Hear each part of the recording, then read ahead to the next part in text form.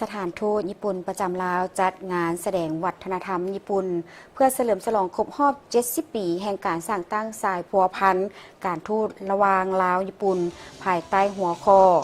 ร่วมก้าวเข้าสู่ยุคสมัยไปด้วยกันงานดังกล่าวได้จัดขึ้นในวันที่ 12 ธันวาคม 2025 อยู่นครหลวงเวียงจันทน์เข้าร่วมมีทานไซเลือซาอินทรีเชียงใหม่รองรัฐมนตรีกระทรวงเทคโนโลยีและการสื่อสารทานโคอิซึมิซึโตมุเอกอัครราชทูตประจำลาว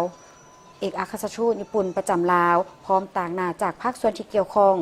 ท่านโคอิซึมิซึโตมุกาวา70 ปีแห่งสายพัวพันทางการทูตระหว่างลาวญี่ปุ่น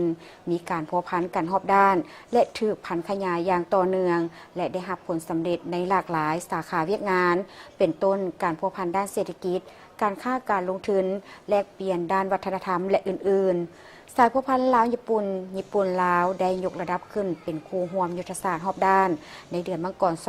2025 พร้อมเดียวกันนี้กิจกรรมเฉลิมฉลองแม้นได้จัดขึ้นอยู่2ประเทศของทุกๆปีเพื่อสร้างโอกาสให้ประชาชนสองชาติได้เรียนรู้และแลกเปลี่ยนวัฒนธรรมซึ่งกันและกันซึ่งภายในงานครั้งนี้ก็จะมีการแสดงฟ้อนห้องเพลงรวมถึงการวางแสดงสุดกิโมโนญี่ปุ่น